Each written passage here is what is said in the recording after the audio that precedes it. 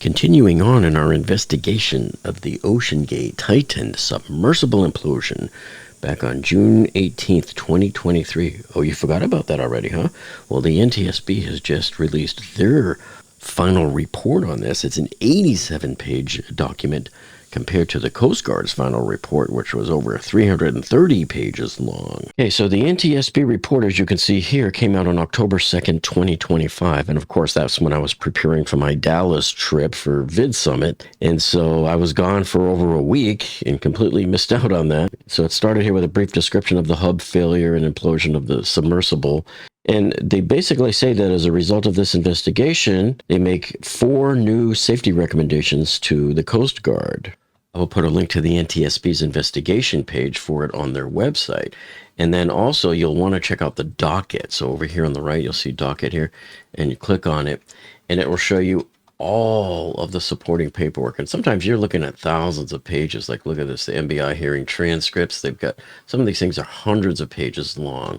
So you can check out all of their pictures and supporting documents here as well. But right here is where we're talking about, see, the electronic devices group and the underwater camera. So those are the two that you want to see the reports on, and where it describes what they went through and why they were unable to recover any pictures or video. But I wanted to show you what they found here on their executive summary. So it says, we found that the Titan pressure vessel likely sustained damage after it surfaced at the end of dive 80 in the form of 1 or more delaminations, which weakened the pressure vessel. Now, we've all seen this before. We've been talking about this for a year when I showed you those charts, which we'll take a look again briefly in a moment. But it says here, this is interesting. It says, we found that after dive number 82, the Titan sustained additional damage of unknown origin. So how would they know it was sustained if it's of unknown origin?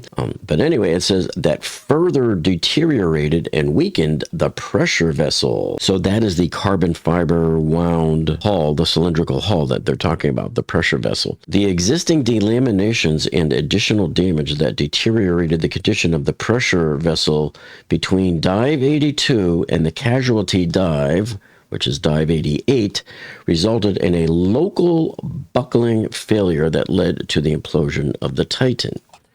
Now, on the last video I did a couple of months ago on the Coast Guard final report, I did a full review for you of this particular book here. So I'll put one of our affiliate links down to Amazon for you down below so you can get this book. It's a great book. And let me tell you something. If you know anybody who's an engineer or going into engineering or in college for engineering, then you'd better buy them this book, because they don't teach this kind of stuff in college, unfortunately, and they really should. So it doesn't matter if they're a software engineer or an electrical engineer or a mechanical engineer or even a structural civil type engineer, because any type of engineer should be able to learn from the mistakes that were made here. It's just unbelievable. So what a great learning tool this would be for them to study. So if we go back to my now hopefully worldwide famous slide that I made back in August when the Coast Guard's final report came out, and I'm on version 1, I'm going to have to check all of my data points against the new NTSB report and see if anything needs to change. But right here is dive 82. So let's take a look. So dive 80 right here that I can tell you about happened on July 15th, 2022. That's that loud bang dive. That's the famous dive where they heard the loud bang, and it was also recorded by the RTS system. And it's the same one that Stockton Rush said, oh, don't worry about it. It's probably nothing. It is probably just the carbon fiber cylinder settling in the frame, you know, the big steel frame here, like you see here in this picture. That's when all of their troubles sort of began here. And from then on, it was downhill until the final dive, dive 88, happened in the next season. The loud bang happens on dive 80 here, and that was a successful dive down to the Titanic, and they did see the Titanic, as you can see right here, because I made this little icon that says reach Titanic and saw Titanic. So whenever you see this icon of the Titanic ship here, it means they absolutely made it down there and saw it. And so dive 80 was the first, and then he had 2 successful dives after that one, 81 and 82. And maybe we could find out from some of the people that were on there what might might have happened on dive number 82. And then, so then the final dive of the season was there. And then for the 2023 expedition, which is when it failed and had the implosion, there was no successful dives. The first two were test dives, and then the famous one with Jake Kohler on it, that one was dive 86. Dive 87 is the one where it slammed in at a 45-degree angle. It kept slamming onto the Lars unit. It wouldn't latch. And then final dive was dive number 88. Here's where the NTSB is calling out OceanGate on some of the more damning engineering failures. So here it says, we found that OceanGate's engineering process for the Titan was inadequate and resulted in the construction of a carbon fiber composite pressure vessel that contained multiple anomalies, which I'll show you, and failed to meet necessary strength and durability requirements. And so now here they're saying because OceanGate did not adequately test the Titan, the company was unaware of the pressure vessel's actual strength and durability, which was likely much lower than their target, as well as the implications of how certain operational changes, including storage condition and towing, could impact the integrity of the pressure vessel and overall safety of the vessel. Then they say, additionally, OceanGate's analysis of Titan pressure vessel real-time monitoring data was flawed, so the company was unaware that Titan was damaged and needed to be immediately removed from service after dive 80. So OceanGate's analysis of the real-time data was flawed. Well, there must have been at least one or two people that might have known how to read that data. And was it read? It had to have been. Because look, they knew to make those charts that we've been looking at for a year now. And Stockton Rush must have looked at that data later. And he probably just brushed it off. Oh, that just looks like a glitch or something. He probably wasn't that much of an engineer to understand that these glitches, and they were telling him that his vessel was in trouble. But you know what? Even if he saw it, he was probably like, hey, you know what? I'm an explorer. I don't care. I just need to get this thing going and keep diving with it. He just simply didn't care. So this is where the engineering negligence part comes from here. The NTSB final report on the OceanGate Titan Submersible, we found that had OceanGate followed Navigation and Vessel Inspection Circular, which is NVIC 0593 Guidance for Emergency Response Plans, they likely would have had emergency response assets standing by, and the Titan likely would have been found sooner, saving time and resources, even though a rescue was not possible in this case. As you remember, they spent like 3 or 4 days looking for the Titan and didn't find it until deep sea assets arrived, and they sent their little rover down there, and the remote vehicle found the Titan at the bottom of the water column right there on the ocean bed. So had OceanGate used this emergency response plan, they would have found it probably the same day. So the NTSB also gave us this diagram here, and I like this because it shows the average person sort of an overview of what was really happening and what it was they found at the bottom of the ocean, because I think people were very confused. So, for example, this is the entire Titan submersible here. Now, the occupant compartment was here, and the hoop-spun carbon fiber hull was this part right here. And then you had an aft segment with an aft dome, a front segment with a front dome, and the whole thing was sitting on the sled. But remember, the sled sort of wraps around it, so nothing pierces the carbon fiber. So everything either connects to these segments, which are made out of metal and don't have any pass-throughs to the outside to allow water in. This is how the whole structure operated. And so this was your landing frame. And then the weights outside were hung by this landing frame. And that's when that famous text message came up that says dropped 2 weights. That meant they were trying to slow down as they got near the bottom, which is normal procedure for them. And so they would drop them from here. So the part that confuses everybody is everyone thinks, well, why didn't all of the electronics in here get destroyed? Well, that's because this part is not under compression, because it sits outside and it's in the water, and it just has that fairing wrapped around it. And I've already showed you a few scenes here earlier in this video that this cone is, this tail cone part is what they found sitting on the ocean floor standing upright. And if you remember, I showed you what looks like to be that famous dollar store ratchet belt. And everybody was going, what is that belt doing on there? They probably had it on there just to sort of keep it in place, but it's unbelievable that that little cheapy thing actually survived. And then here, the NTSB, I thought, did a much better job about describing this whole issue about the dropping weights, because the Coast Guard just showed the message, but it left people, a lot of people were asking me, well, why did they drop 2 weights? Were they panicking? Was that trying to go back up top? And they're not, no. So what they show here is that there's 4 to 6 cylindrical drop weights operated by electric motors per side with 25 to 30 pounds of steel in each weight. The weights were used to begin the submersible's descent by providing the negative buoyancy. And to slow the Titan's descent, the pilot would drop weights to achieve a neutral buoyancy. To ascend to the surface after a dive, the pilot would drop even more weights, additional weights, to achieve positive buoyancy.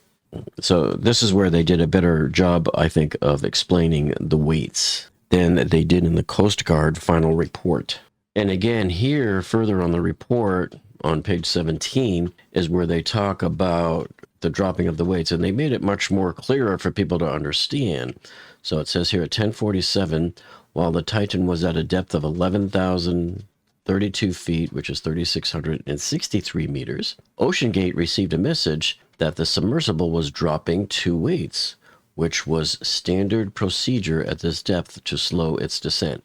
So this is the part that the Coast Guard, in my opinion, could have done a little bit more of a clearer job telling people, but at least the NTSB did here, because it saved a lot of additional questions that people would have. And it says at 10:48, the Polar Prince sent a message back to acknowledge the Titan's message, but they received no response. So that's when the trouble started there. Yeah, it should be about 530.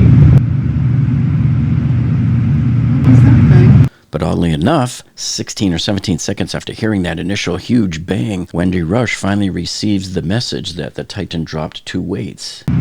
Dropped 2 weights. So I was very excited here to see that the NTSB gave us a much more compact and easy to read table showing all of the different dives, especially from the 2021 expedition. And I used this to go back and check here my slide to make sure that all of these dates and everything lined up. And I'm happy to say that all of them lined up, and that was pretty good because it took a lot of work for me over a couple of weeks, where also I got some help from Gordon Telepin, who wrote that book that I've mentioned to you before. I also had to visit the social media pages of a lot of these people who had been on some of these dives to confirm exactly what date they went down and whether or not they saw the Titanic, because a lot of them would post pictures on their social media page saying, hey, look at this, today we made it to the Titanic. So that's how I knew whether or not they made it. Now the table doesn't really tell you that they made it. It just says that it made it to the depth. So this 3840 is the depth of the Titanic.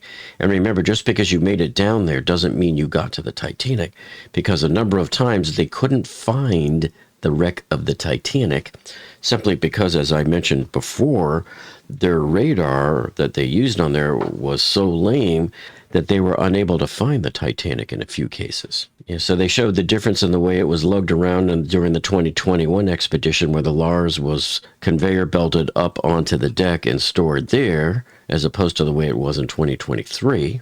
And then they also updated us here with another nice compact table fully explaining everything here on the 22 expedition. And I wish that the Coast Guard had done similar, because theirs was, you had to extract the data out of all of their paragraphs, and they didn't have information like this on many of the dives. And then they talked about how the Titan was stored out here, sitting in the open in the parking lot throughout the winter of 2022, which is really bad, because if you have cracks in your carbon fiber and there's water that gets trapped into there and it freezes, it will expand and cause even more cracking.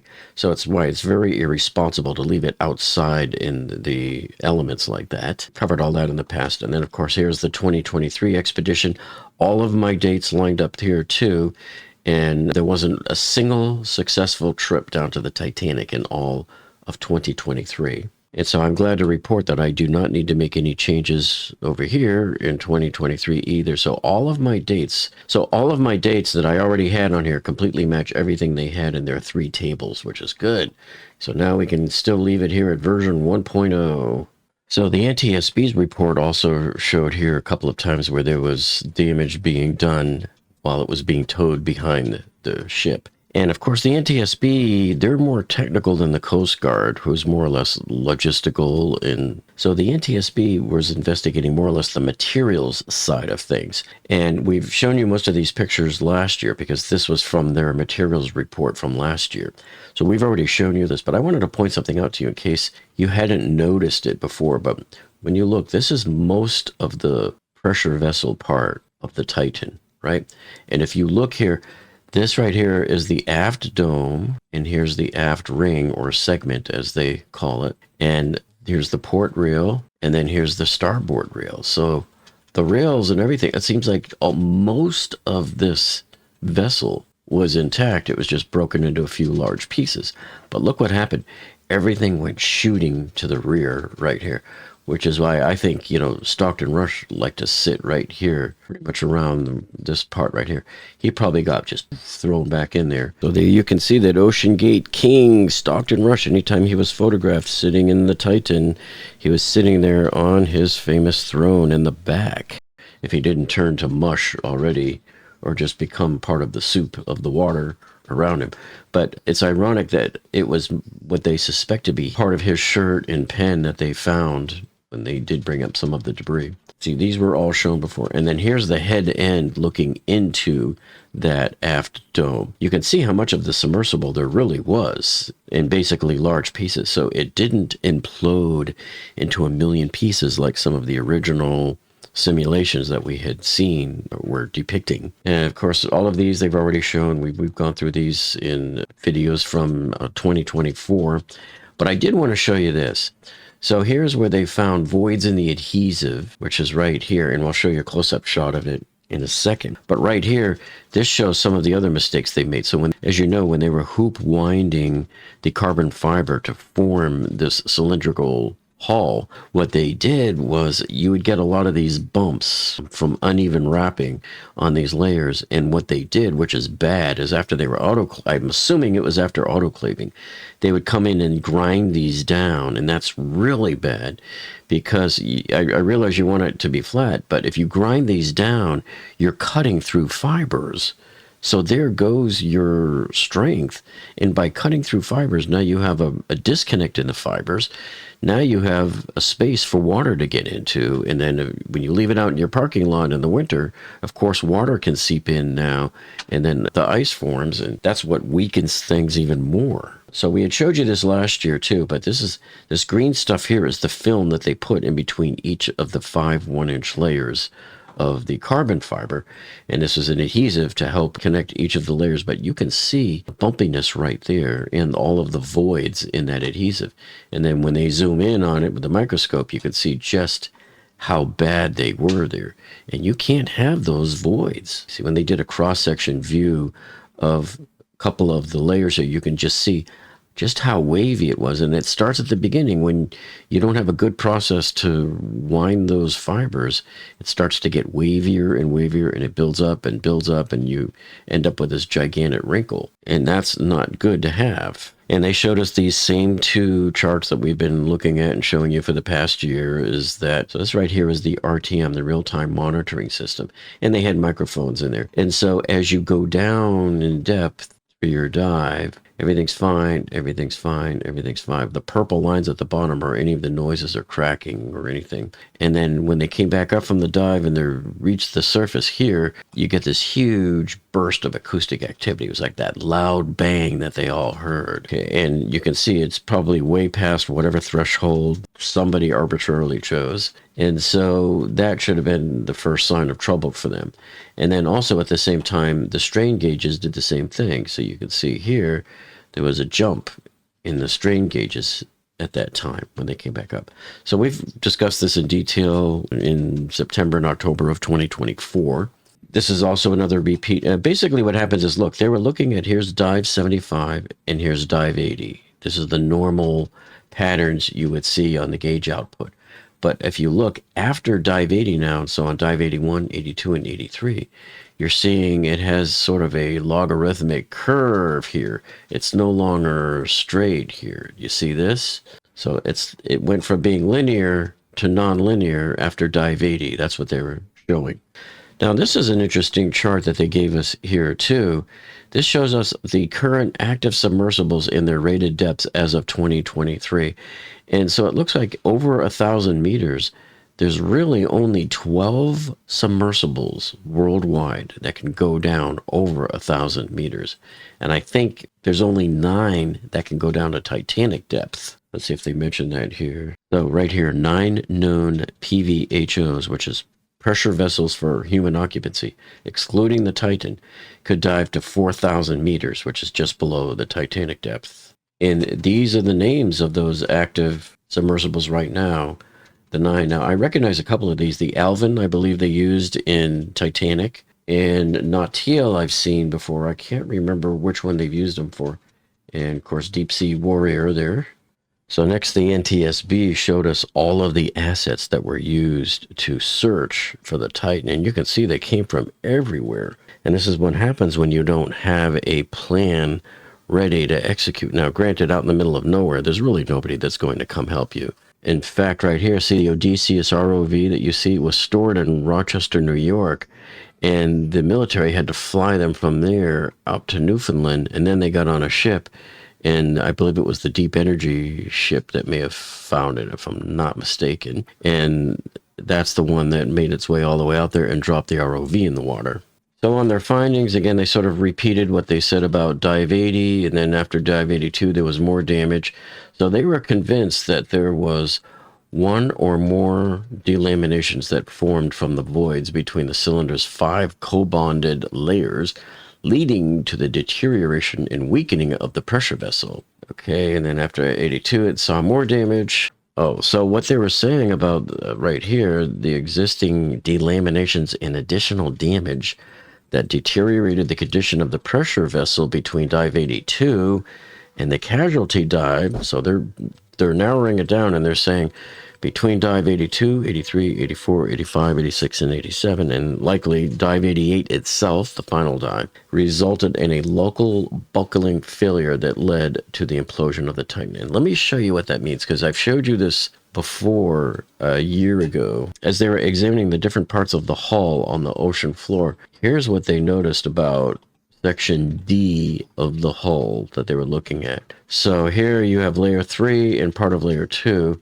but look at this. See, there was an outward bend and then an inward bend here. So that's a buckle.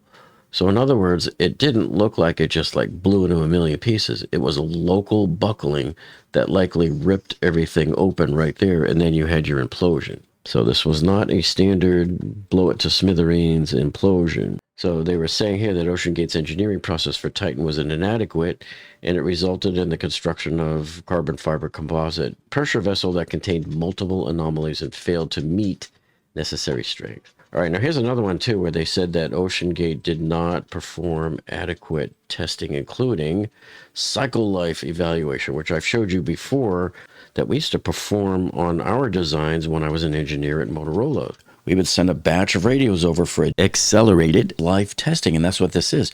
You're temp cycling, you're humidity cycling, you're throwing in dust, anything you can to test this, and you're drop testing these, and you're running them up to temperature. We will know before we ship every radio, what can it do, what can it not do, what's its failure point. They were saying the pressure vessel strain gauge and acoustic emission real-time monitoring system data was flawed. The company was unable to identify that the pressure vessel was damaged after dive 80 and that it needed to be immediately removed from service. Again, they repeated about the circular 0593 that they didn't adhere to the normal standards. They did mention that the U.S. Coast Guard's response and coordination efforts were effective and resulted in the timely recovery of the Titan wreckage. So here they're talking about this whole thing about the voluntary guidance right here in the current small passenger vessel regulations. They're not sufficiently tailored to current pressure vessel for human occupancy operations. So in other words, it just seems like the law that, or whatever regulations are covering these pressure vessels, there's too many loopholes for them to sneak in and out of. So here they assign their final probable cause was right here. So it's all summed up as OceanGate's inadequate engineering process, which failed to establish the actual strength and durability of the Titan pressure vessel and resulted in the company operating a carbon fiber composite vessel that sustained delamination damage that was subsequently exacerbated by the additional damage of unknown origin, resulting in a damaged internal structure that subsequently led to a local buckling failure of the pressure vessel. And I would even add to this, because we know it, but they didn't really mention it here. They've mentioned it sort of as a separate bullet item. But also, one of the contributing factors here has to be all of those anomalies that were built into the carbon fiber, the voids and everything that they did, and the grinding down. Those had to have been contributing. Let me see if it says anything here. So right here it says contributing were U.S. and international voluntary guidance in U.S. small passenger vessel regulations that were insufficient to ensure OceanGate adhered to the established industry standards. So also contributing was OceanGate's flawed analysis of their pressure vessel monitoring system, which led to their continued operation of a damaged pressure vessel. So the NTSB actually has 4 recommendations to the Coast Guard here. Number 1 here, they suggest that they form a committee to just sort of look over everything that's going on in the PVO space here, disseminate their findings to the industry. That's the first one. The second one is that they should implement U.S. regulations for pressure vessels for human occupancy, informed by those findings. And then third here, revise the navigation and vessel inspection circular, that's that 0593 that I talked about earlier, to make sure that it includes all of these small passenger vessels, because we don't want any vessels trying to sneak through saying, oh, we don't fall under that category. So that's what OceanGate was trying to do, and that's what they're trying to prevent from happening here. And then they also want to propose that the International Maritime Organization make this circular here mandatory to promote consistent application of pressure vessel for human occupancy rules amongst member states. So in other words, they don't just want like the U.S. to come up with a little set of regulations that aren't followed by everybody else. They want everybody to be on the same page on this. Everybody's always asking me about cameras. What about cameras and video that they might have got?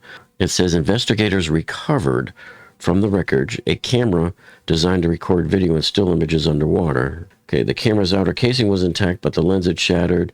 They disassembled the casing and discovered an undamaged memory card on one of the boards. 12 still images and 9 videos were recovered from the device. However, none of those images were from this dive 88, which was the accident dive. So that says to me that if the camera was running, it was likely storing its images and transmitting them to the computers on board that were damaged. Yeah, so what they found in here was there's the underwater camera. They recovered it. There's the circuit board inside. They pulled everything out, found a couple of broken connectors, and they recovered this SD card, which had those pictures on it that I mentioned.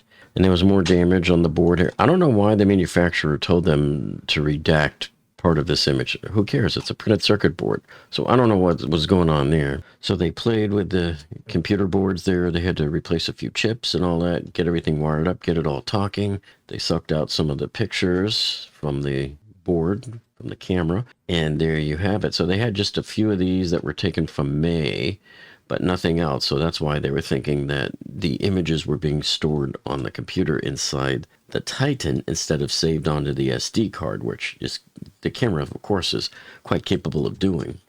So they pulled the board out, hooked it up to the computer. Okay, so also they ran testing on some other equipment boards that came in. And so this is what happened. They got this massive mess of metallic nonsense here. And I don't know if that's burnt or what. There could have been the fire. You know, sometimes after the implosions, they say there's a fire or an explosion, but usually it's very short-lived, like in the order of milliseconds. So I'm not sure that you could get something like that.